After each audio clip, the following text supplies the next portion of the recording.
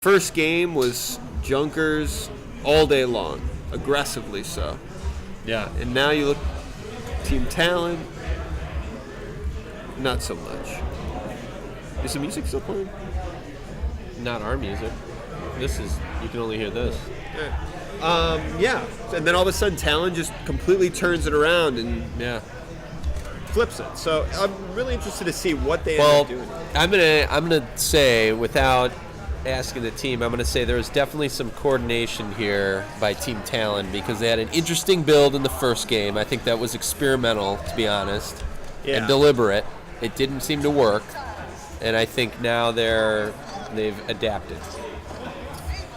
It was experimental. It was a quad tank. You don't see quad tank as like a team's first time out the gate. So the question turned out in chat here is when they'll give Torb the ability to wall run. Well, I think that's probably, we'd have to ask Jeff. Yeah, but we'll upgrade that question to Jeff. Yeah. All right, let's see what we got here for teams here. You got K-Cuz on the Ana. Could be strong. We saw a strong Ana last time, some good nades. Key part of her arsenal.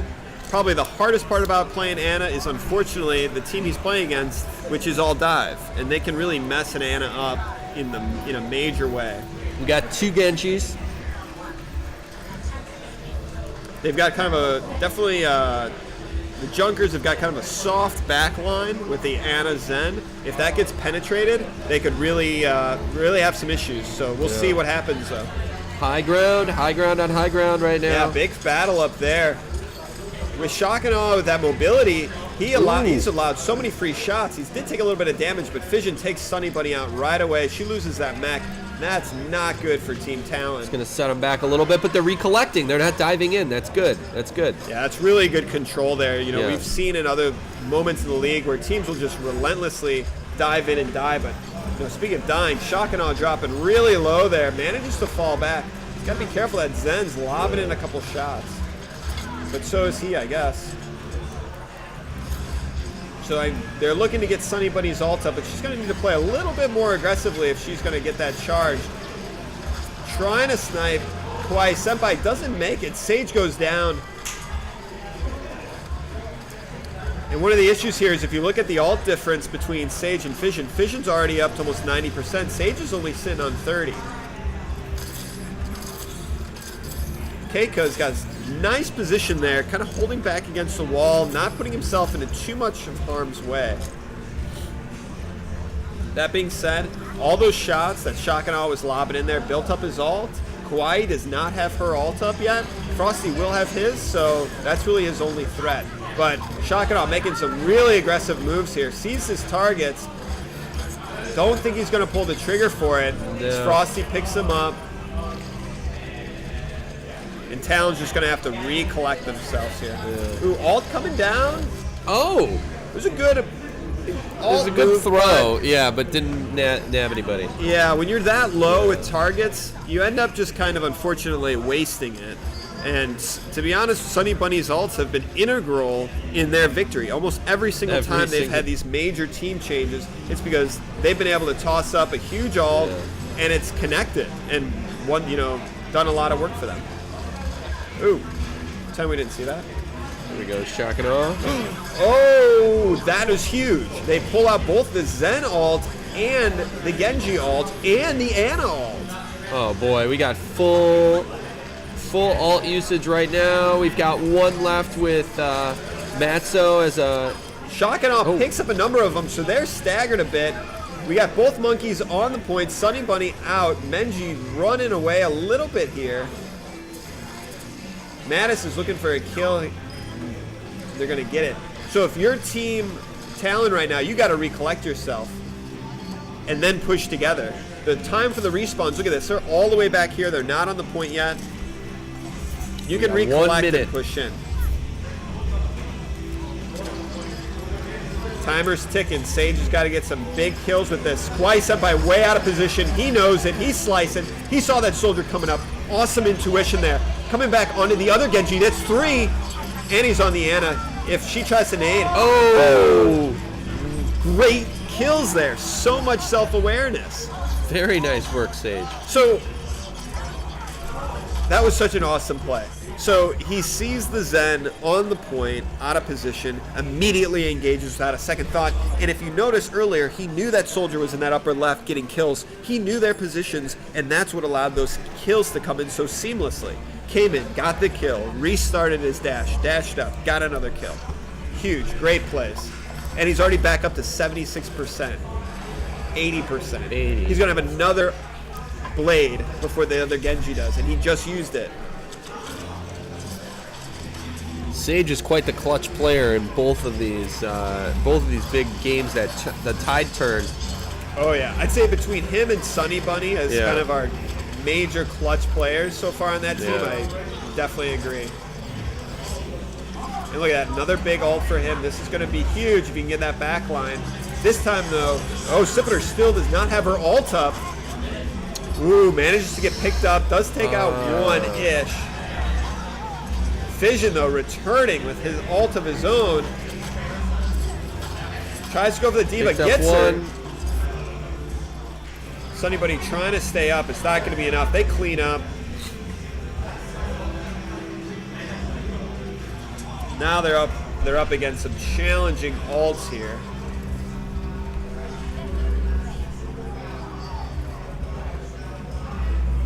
And you're going to notice Team Junkers is going to have a number of ults up here. They're going to have 4 to Talon's 3, and Talon's got their back up against the wall here. So we'll see what they're able to do. Nice move in there, though, by Menji, picking up on the damage that Shakana is layering in. Isn't going to be enough, but they do trade for a healer, but unfortunately Sage goes down for that. Ooh, nice shot on Kawaii. That's a direct hit. Going to take her out of the map. And this might buy Talon a little bit of time to move forward, especially that res coming out of Sipiter to keep Sage going. Shakana gets Fission. This is looking like Talon's going to pick it up, but Sage's got to get out of there.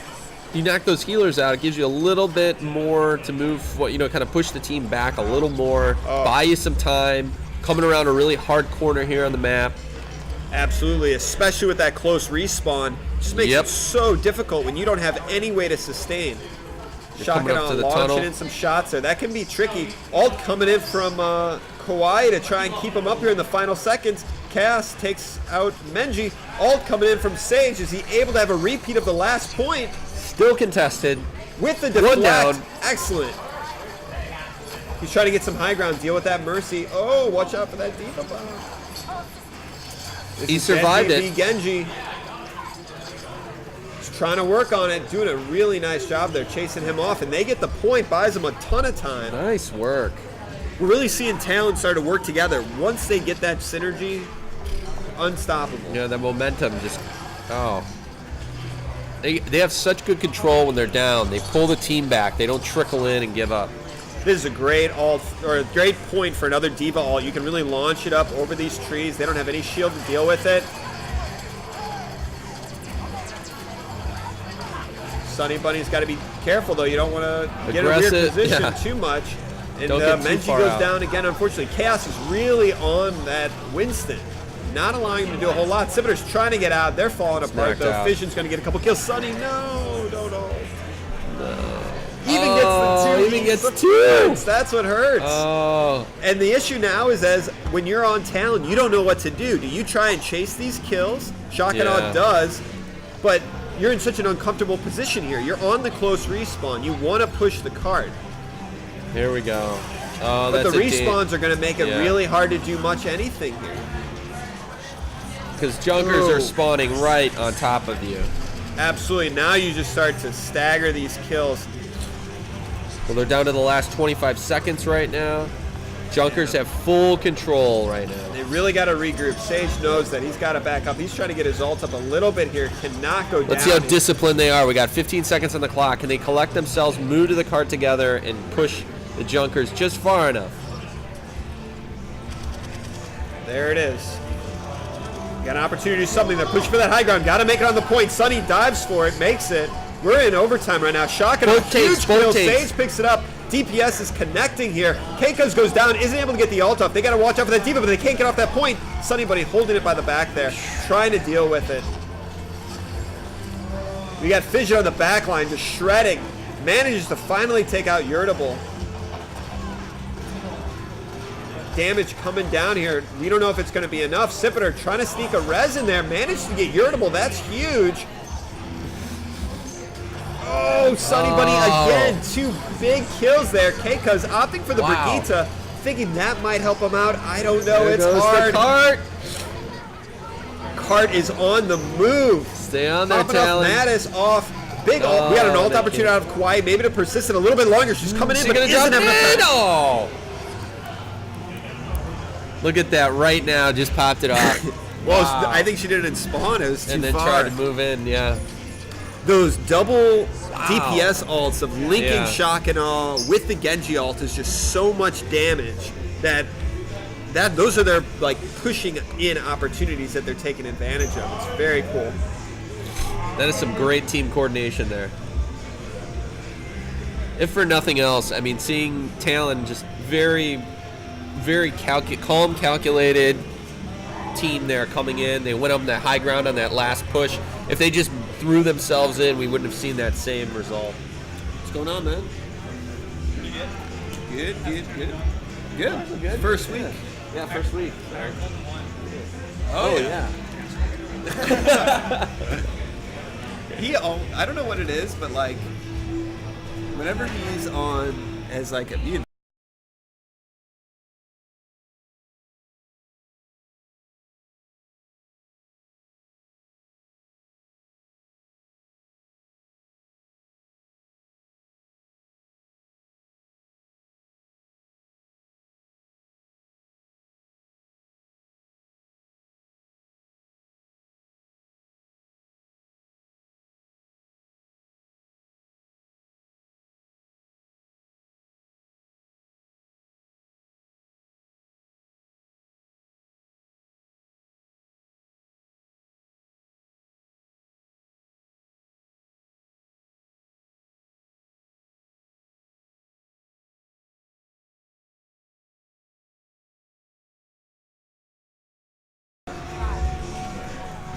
All right, here we go.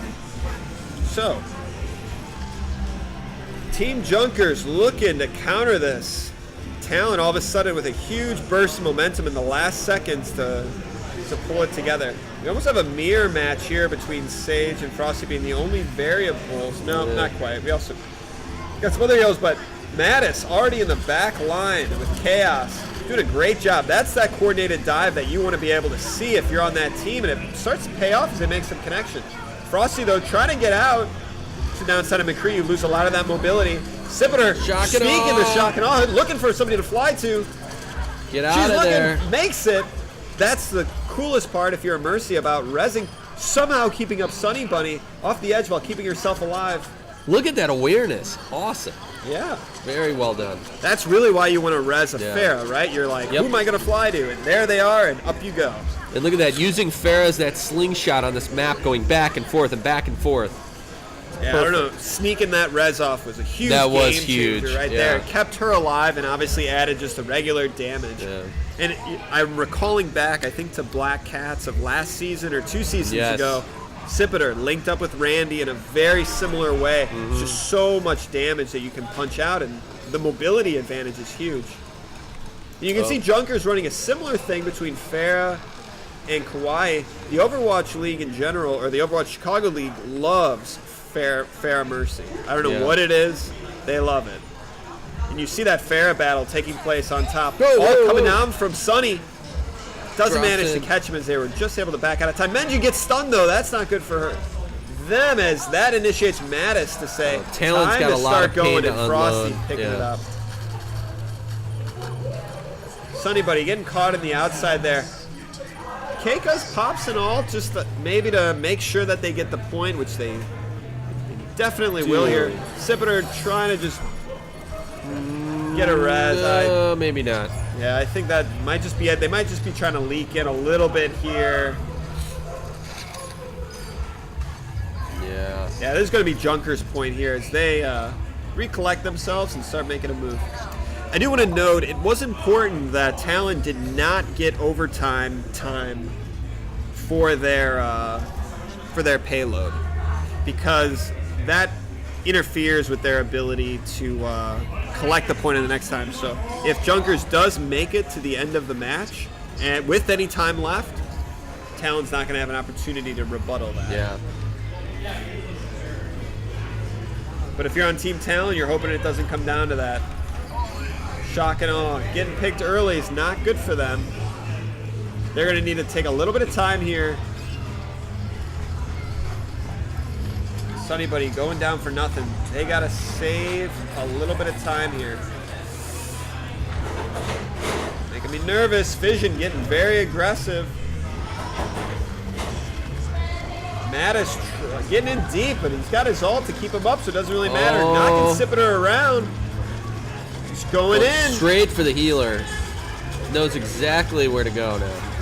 Are they going to be able to contest this point at all? That's really the key. Sage picking up Fission. Frosty's got his ult. Gets booped off. Shock and awe up there. Doesn't able to get anybody. We got irritable Shock and awe. Died Chaos with the ult there in the back. And Kawaii Senpai raising Frosty, but he drops right away. There's no real spawn advantage for any team on this point here. Ooh. But Chaos doing a great job focusing on these targets. Sage is going to be next to go down unless Menji's able to say something about it. Get out of there, Chaos. Chaos making a run for it. Menji's on it. They got to be careful they don't lose this point. Sunny Buddy launching in the ult just to get Mattis off a little bit more. He's the only one able to do something. He falls back. That's huge for Team Talon as they take out Fission and within 3.5 meters. Pretty big. I think I had a boom goes the dynamite moment there. I was stumbling on my words. No, you're good. We got 2 minutes for Junkers to do much of anything here. And the payload slowly moving backward. And for those of you new to the game, it will move back automatically if it's left for a certain amount of time. Nice positioning here by the dive tanks. They just got to kind of coordinate and communicate. Look at Chaos and Mattis both just stalking their prey, getting ready to go in. Ult from Sage comes in, but he gets taken out right away. Mattis is on him. Doesn't allow him to get any value. That's going to be really detrimental. Menji's on the other tanks, knocking him down, but nobody's on the payload. Talon's back on it now. Talon's on it, but this is looking like Junkers all day long. Yeah. Yep, and that cleans up the rest of who was left on it from Talon. All right, so if you're Team Talon, you've got two focuses here. Get this payload to overtime or stop them. But for Team Junkers, you're probably not going to just allow that to happen. You got big ult opportunities here. This ult from Chaos could do a lot of work. Ooh, Menji opting to switch to this Reinhardt at the last second. That might be huge in order to really block this T-Vault. But the only problem is, I will say Junker's big strength, they're great at diving targets. Wow. So, as bad as that was, that cost a lot of ults to do, but it may not matter.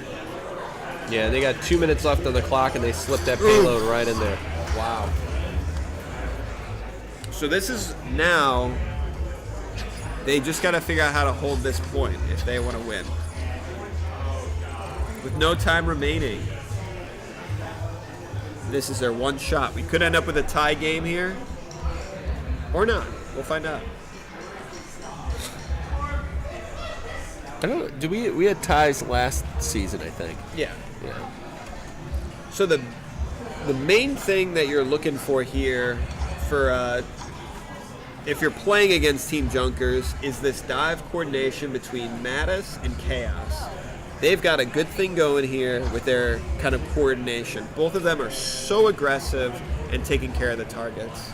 On the flip side over here, you've got Sunny and Menji who are doing the same thing, but Sunny's, I would say, accuracy with the ult is where they shine, and they still, I would say, do not have the level of coordination that I'm seeing out of Chaos and Mattis. I think, at least.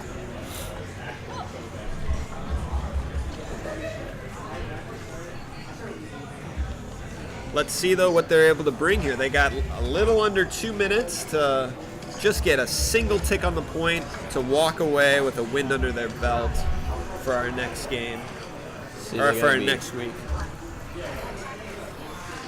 And again, all of these matches are important in determining what your place will be as we approach the playoffs in a couple weeks. So players have got time, but we'll see what they're able to do.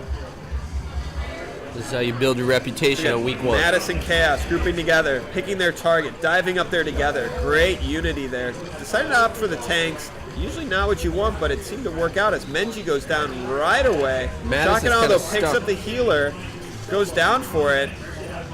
Frosty doing a good job, though, picking up targets. This is looking like they're not going to be able to make this work as Team Junker anticlimactically cleans them up, takes our game number 2. After epic 2 battles there. I know. That was a quick grab by Junkers. It's all right. It can definitely be challenging to hold it at the end there, but yeah. Let's see those moves from Sage. Oh, yeah. There it is, picking up Kawhi. Look at that, dive right up there, perfect distance. There were a lot of potential play of the game. I mean, this is a very, very exceptional, but there were a few in there. That's huge. That was awesome. Great plays. Yeah, you notice Chaos, K-Cuz, great job. Really cool matchups. And that's going to wrap it up for week number 1 for us. Yeah, so that's our week 1 of season 5.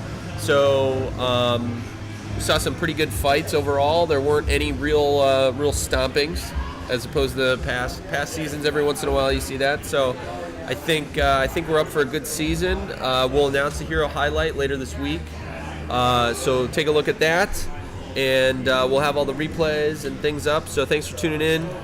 Tell a friend, and we'll be here. Yeah, we'll have a better camera next week. Yeah, we'll have a better camera. This one's looks like we're filming from a potato. So thanks for tolerating that.